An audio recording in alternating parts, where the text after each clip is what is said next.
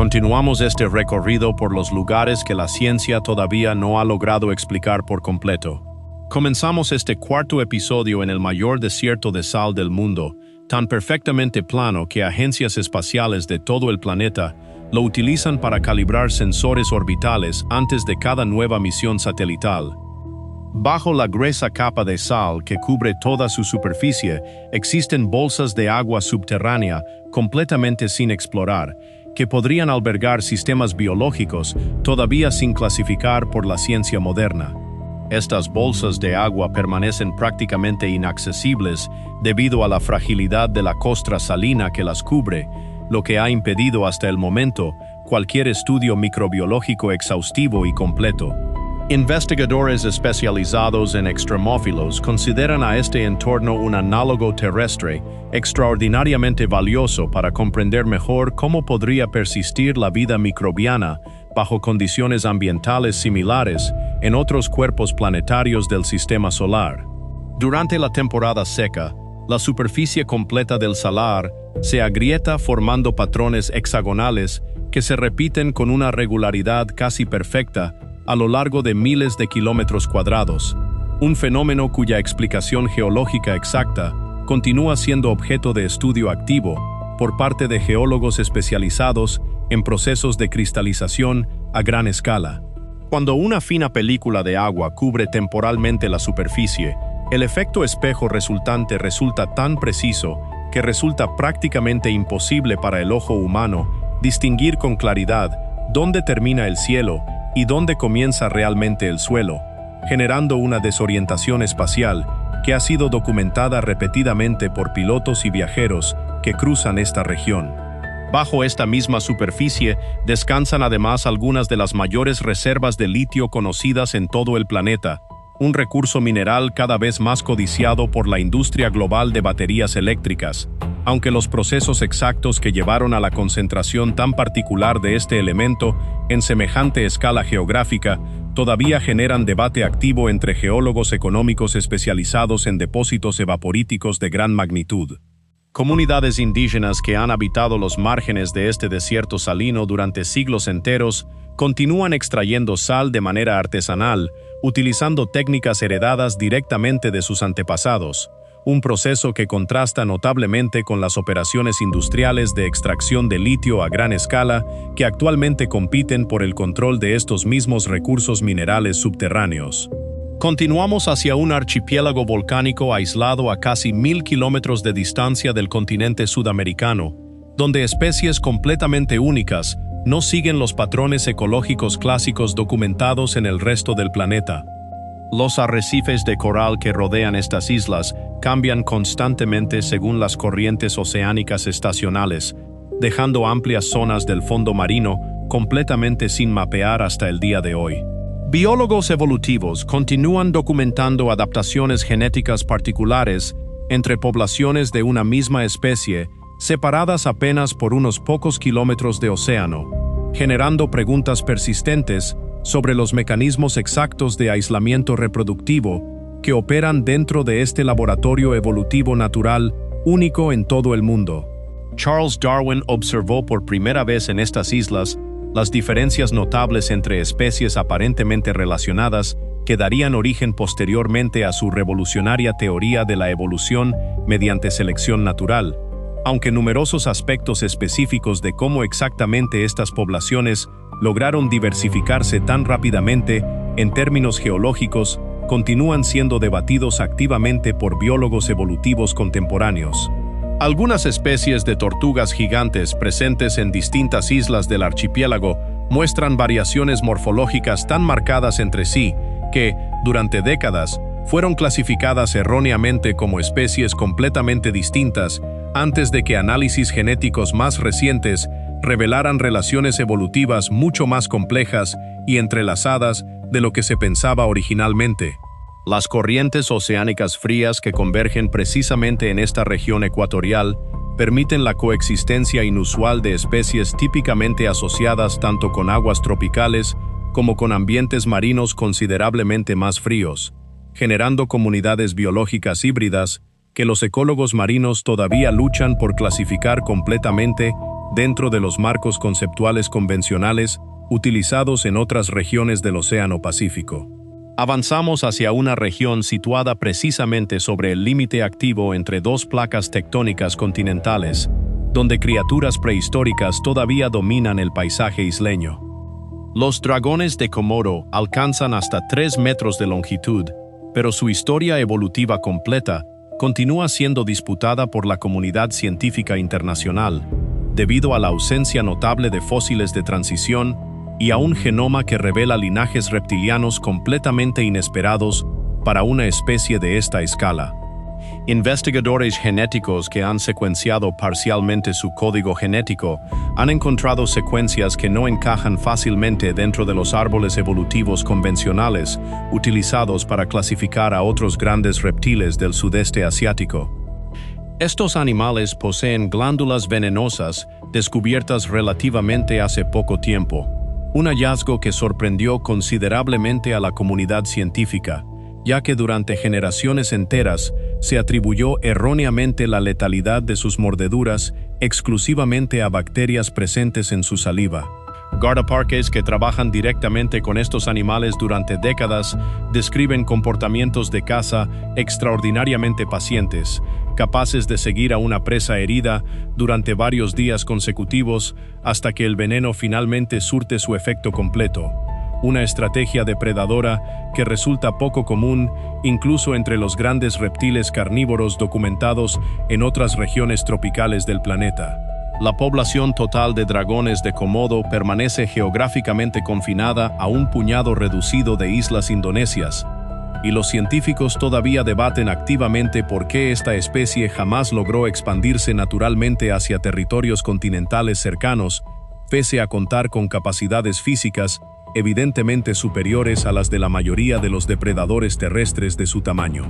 Nos adentramos en una región remota donde miles de tinajas de piedra masivas permanecen dispersas por el paisaje sin ninguna explicación arqueológica completamente satisfactoria. Nadie ha logrado determinar con certeza absoluta quién talló estas estructuras, ni cómo lograron ser transportadas hasta su ubicación actual, ya que muchas de ellas se encuentran a considerable distancia de cualquier cantera de piedra conocida en toda la región. Minas terrestres sin detonar, remanentes de conflictos bélicos del siglo pasado, continúan dificultando enormemente cualquier excavación arqueológica sistemática y completa, dejando a gran parte de este misterioso sitio prácticamente congelado en el mismo estado en que fue descubierto por primera vez. Algunas de estas tinajas superan los 3 metros de altura y pueden pesar varias toneladas completas, dimensiones que hacen todavía más desconcertante la pregunta sobre los métodos de transporte utilizados originalmente por la civilización responsable de su creación. Leyendas locales transmitidas oralmente durante generaciones aseguran que estas vasijas gigantes fueron utilizadas alguna vez para fermentar grandes cantidades de vino de arroz, destinado a celebrar victorias militares de un antiguo rey legendario, aunque ningún hallazgo arqueológico ha logrado todavía confirmar completamente esta explicación popular ampliamente difundida entre las comunidades que habitan la región. Análisis de polen y sedimentos recolectados directamente del interior de varias tinajas han revelado restos vegetales que sugieren posibles usos funerarios adicionales, complementando las teorías existentes sobre rituales de fermentación con nuevas hipótesis relacionadas con prácticas mortuorias todavía completamente sin confirmar por parte de la arqueología regional especializada en esta particular cultura prehistórica del sudeste asiático continental. Continuamos hacia una remota isla ártica que aparece frecuentemente en estudios meteorológicos y geomagnéticos debido a patrones de presión atmosférica y frecuencias de radio completamente irregulares. Numerosos instrumentos científicos instalados en esta isla han sido reportados como deshabilitados espontáneamente o han arrojado datos completamente distorsionados sin ninguna explicación técnica satisfactoria, alimentando durante décadas diversas teorías no confirmadas sobre posibles anomalías electromagnéticas localizadas en la región. La ubicación extremadamente remota de esta isla, combinada con condiciones climáticas árticas severas, ha limitado considerablemente el número de expediciones científicas independientes capaces de investigar directamente estos fenómenos reportados de manera consistente a lo largo del tiempo.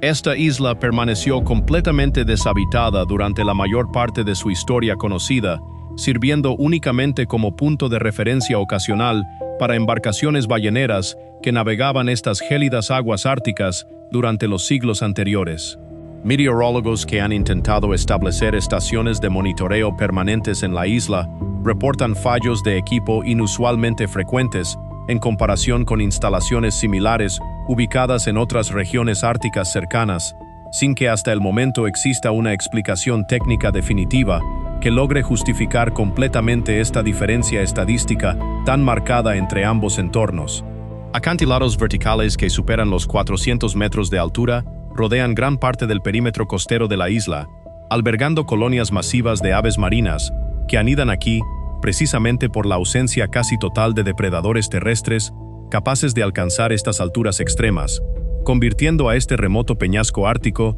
en un santuario natural relativamente bien preservado pese a las condiciones climáticas notoriamente hostiles que dominan la región durante la mayor parte del año. Expediciones científicas ocasionales que logran desembarcar en la isla deben coordinar cuidadosamente cada visita con ventanas climáticas extremadamente breves, ya que las condiciones marítimas circundantes pueden deteriorarse violentamente en cuestión de minutos, dejando a cualquier equipo de investigación completamente varado durante días o incluso semanas, hasta que las condiciones vuelvan a permitir una evacuación segura. Avanzamos hacia un complejo arqueológico donde bloques de piedra andesita de hasta 14 toneladas fueron tallados con una precisión que supera el ancho de una cuchilla extremadamente fina.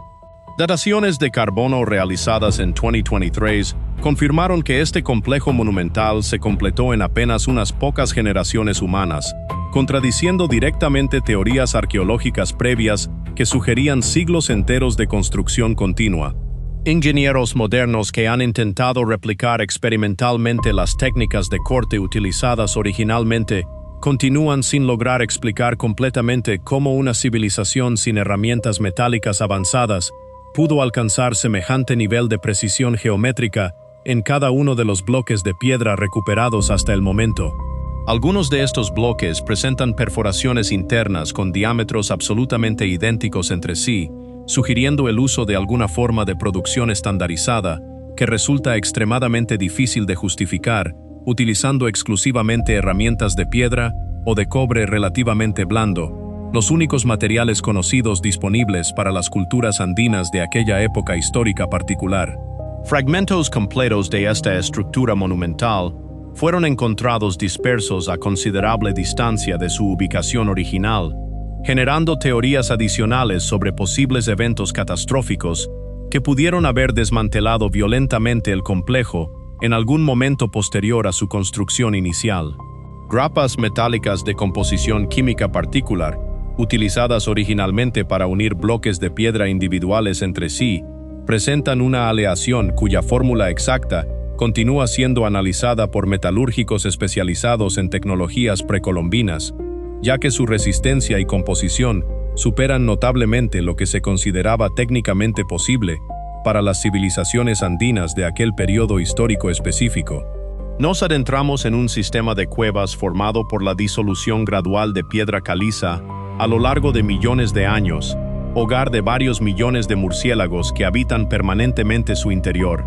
Avistamientos no verificados de animales todavía no identificados formalmente por la ciencia han alimentado durante años diversas teorías sobre la existencia de un ecosistema completamente aislado que continúa sin ser estudiado en su totalidad por equipos de investigación independientes.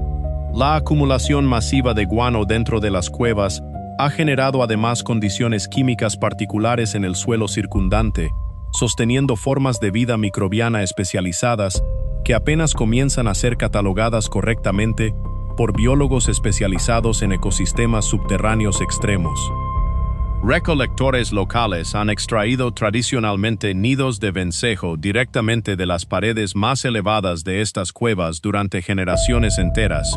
un producto altamente valorado dentro de la gastronomía regional. Aunque los métodos de escalada artesanales utilizados para alcanzar estas alturas extremas continúan representando uno de los oficios más peligrosos y menos documentados de toda la región del sudeste asiático. Estos recolectores, muchos de los cuales heredan el oficio directamente de sus padres y abuelos, ascienden estructuras de bambú completamente improvisadas, fijadas únicamente con cuerdas tradicionales, trabajando en total oscuridad y bajo una nube constante de murciélagos en movimiento que dificulta enormemente cualquier intento de documentación fotográfica o científica completa de su técnica exacta.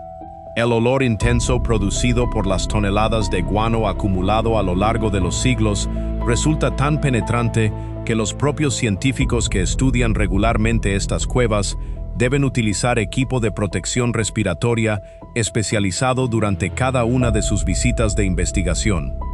Continuamos hacia una red de túneles que se extiende por más de 300 kilómetros a más de 20 metros de profundidad bajo las calles de la capital francesa. Los mapas actualmente disponibles al público solo muestran la ruta turística principal habilitada oficialmente, mientras que ciertas áreas completas incluyen símbolos tallados todavía sin explicación y corredores enteros que permanecen sin catalogar formalmente dentro de los registros municipales disponibles. Exploradores urbanos no autorizados continúan documentando ocasionalmente secciones previamente desconocidas de este vasto sistema subterráneo, revelando periódicamente nuevas cámaras y pasadizos que ni siquiera las autoridades responsables de su mantenimiento tenían completamente registrados hasta el momento de su descubrimiento accidental. Durante la Segunda Guerra Mundial, secciones específicas de este vasto sistema subterráneo fueron utilizadas como refugios improvisados y bases de operaciones para la resistencia francesa, dejando tras de sí inscripciones, grafitis y objetos personales que todavía continúan siendo descubiertos ocasionalmente por investigadores especializados en la historia reciente de la capital francesa. Millones de restos óseos humanos trasladados deliberadamente hasta este lugar durante el siglo XVIII para aliviar la sobrepoblación crítica de los cementerios parisinos de la época, permanecen apilados de manera meticulosa a lo largo de kilómetros completos de corredores subterráneos, creando una de las colecciones osarias más extensas jamás documentadas en toda Europa occidental. Un grupo clandestino de exploradores conocidos localmente como cataphiles continúa recorriendo regularmente secciones no autorizadas de este sistema subterráneo, organizando encuentros y exposiciones artísticas completamente ilegales que las autoridades municipales luchan constantemente por controlar, mientras nuevas cámaras y pasadizos previamente desconocidos continúan siendo documentados de manera informal por esta comunidad de entusiastas urbanos. Continuamos hacia una fortaleza construida durante el siglo XVII en el estado de Rajastán, considerada oficialmente por el gobierno indio como uno de los lugares más embrujados de todo el país, con una prohibición legal explícita que impide la permanencia de cualquier visitante dentro de sus muros después del atardecer. Según la leyenda local, un mago que se enamoró perdidamente de la princesa del reino intentó hechizarla mediante un aceite mágico, pero el hechizo se volvió en su contra y, antes de morir, maldijo a toda la fortaleza, condenándola a que ninguna estructura con techo pudiera permanecer jamás en pie dentro de sus límites. Curiosamente, hasta el día de hoy, ningún edificio dentro del complejo conserva su techo original completo, un detalle que los arqueólogos atribuyen al deterioro natural del tiempo, pero que continúa alimentando la leyenda entre los habitantes de la región. El Servicio Arqueológico de India mantiene un cartel oficial en la entrada advirtiendo explícitamente que el ingreso está prohibido entre el atardecer y el amanecer, una restricción poco común para un sitio arqueológico de este tipo, respaldada legalmente pese a que ninguna explicación científica oficial ha sido ofrecida jamás para justificar completamente esta medida tan particular.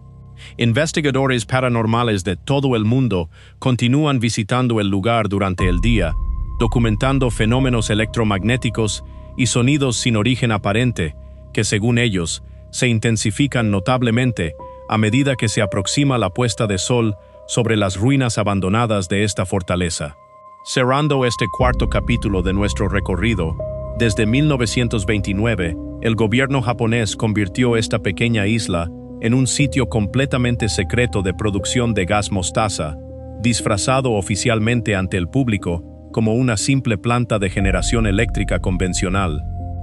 Casi ningún documento relacionado con los protocolos de seguridad utilizados durante aquella época logró sobrevivir hasta nuestros días, dejando a este lugar suspendido dentro de un capítulo de la historia militar japonesa que nunca terminó de cerrarse completamente para los investigadores actuales. Hoy en día, la isla alberga un pequeño museo dedicado a documentar aquel oscuro periodo histórico, mientras cientos de conejos salvajes, descendientes de ejemplares utilizados originalmente para pruebas químicas experimentales, continúan habitando libremente cada rincón disponible de este territorio, marcado permanentemente por su pasado secreto. Estos conejos, completamente acostumbrados a la presencia humana debido a la ausencia total de depredadores naturales en la isla, se acercan sin ningún temor a los visitantes que llegan regularmente en ferry desde el continente, generando un contraste profundamente inquietante entre la ternura aparente de estas criaturas y la sombría historia militar que todavía impregna cada estructura abandonada distribuida por toda la isla. Restos de instalaciones industriales completamente oxidadas, incluyendo antiguos almacenes de municiones químicas parcialmente derrumbados, permanecen deliberadamente preservados como un recordatorio físico y tangible de un capítulo histórico que Japón mantuvo cuidadosamente oculto durante décadas enteras después de finalizada la guerra. Trabajadores que participaron directamente en la producción química durante aquellos años sufrieron posteriormente graves consecuencias respiratorias y dermatológicas, aunque el gobierno japonés únicamente reconoció oficialmente la existencia de estas instalaciones y otorgó compensaciones limitadas a los sobrevivientes muchas décadas después de que las operaciones secretas hubieran cesado por completo, dejando todavía hoy numerosos aspectos médicos y administrativos de aquel periodo sin resolver satisfactoriamente para los historiadores especializados en la materia. La isla fue deliberadamente eliminada de la mayoría de los mapas oficiales publicados durante el periodo de producción activa, un vacío cartográfico tan inusual que investigadores modernos todavía encuentran discrepancias notables entre distintos registros gubernamentales de la época al intentar reconstruir completamente la escala real de las operaciones que allí se llevaron a cabo. Con esta cuarta entrega,